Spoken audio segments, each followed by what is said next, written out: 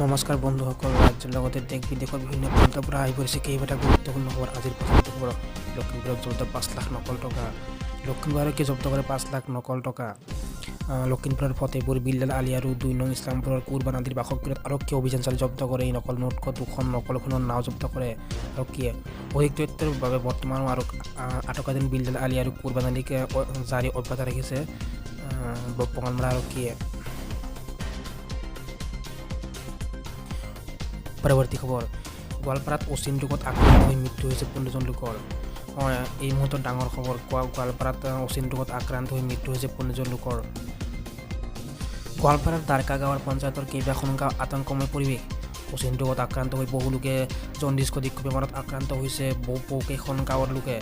1 নং বৰজৰা, নদিয়াপাৰা, বামুনডাঙ্গা, দুৱাপাৰা, মজাইমাৰা, টিলাপাৰা আৰু চুৰদামল গাঁৱত ডিচেম্বৰ মাহৰ পৰা এই অচিন ৰোগত আক্ৰান্ত হৈ এতিয়ালৈকে 14জন লোকৰ মৃত্যু হৈছে। এই মুহূৰ্তত ডাঙৰ খবৰ, গোৱালপাৰাত অচিন ৰোগত আক্ৰান্ত হৈ মৃত্যু হৈছে 14জন লোকৰ। পৰৱৰ্তী খবৰ, সলনি হৈছে কা আন্দোলনৰ তাৰিখ। এইবাৰ আছুৰ লগতে বিৰোধী ঐক্যমঞ্চ সলালে কাৰ তাৰিখ।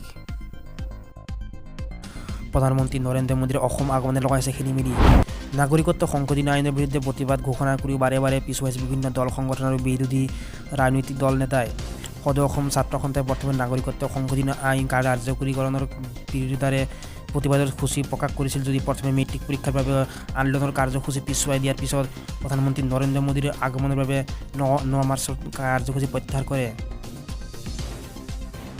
ইয়াৰ পিছতে বিৰোধী ঐক্যমঞ্চও 9 মাৰ্চত ঘোষণা কৰা আন্দোলনৰ কাৰ্যসূচীত সালসলনি কৰিছে।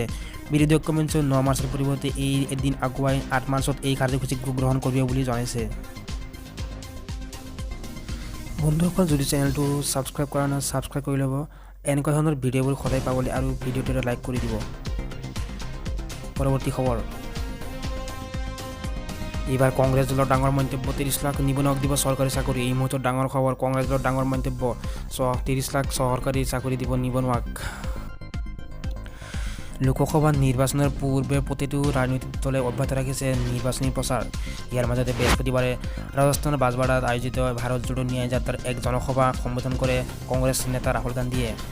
জনসভা সম্বোধন কৰি গান্ধীয়ে কয় যে যদিহে কেন্দ্ৰত কংগ্ৰেছ চৰকাৰ গঠন হয় তেন্তে 30 লাখ যুৱক যুৱতীক দিয়া হ'ব চৰকাৰী চাকৰি। এই মুহূৰ্তত কংগ্ৰেছ চৰকাৰৰ ডাঙৰ মন্তব্য, 30 লাখ নিবনুৱাক দিয়া হ'ব চৰকাৰী চাকৰি।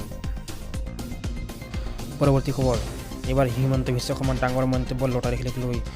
নিৰ্বাচনৰ পিছতেই বন্ধ হ'ব লটাৰী খেল, এই মন্তব্য কৰে ডক্টৰ হিমন্ত বিশ্ব শৰ্মাই। উৎসৱৰ পিছত এইবাৰ জোৱাৰী তীৰ খেলৰ বিৰুদ্ধে চলিব অভিযান। শীঘ্ৰে ৰাজ্যত বন্ধ হ'ব লটাৰী আৰু তীৰ খেল। বিহুৰ পিছতেই লটাৰী আৰু তীৰ খেলৰ বিৰুদ্ধে চলিব অভিযান। নকল সোণৰ বিৰুদ্ধে চলিব অভিযান, এই ডাঙৰ মন্তব্য কৰে ডক্টৰ হিমন্ত বিশ্ব শৰ্মাই। পৰৱৰ্তী খবৰ, সাৱধান, এইবাৰ ক'ভিডৰ পিছত আন এক মহামাৰীৰ ৰূপ দেখা দিছে যাৰ নাম হৈছে পেৰট ফিভাৰ। এতিয়ালৈকে পেৰট ফিভাৰত আক্ৰান্ত হৈ 5জন লোকৰ মৃত্যুবৰণ হৈছে।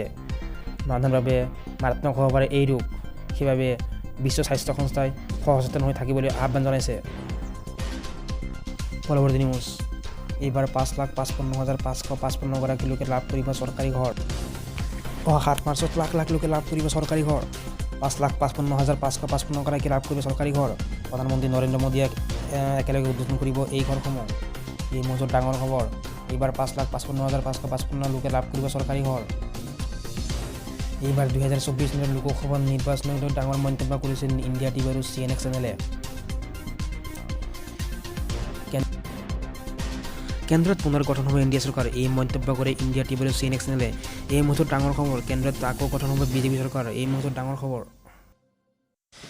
পৰৱৰ্তী খবৰ, এইবাৰ 7-ৱে কমিশ্যন, ডাঙৰ সুখবৰ, কেন্দ্ৰীয় চৰকাৰৰ কৰ্মচাৰী আৰু পেঞ্চনৰ বাবে 4% DAR বৃদ্ধি। এই মুহূৰ্তত ডাঙৰ খবৰ।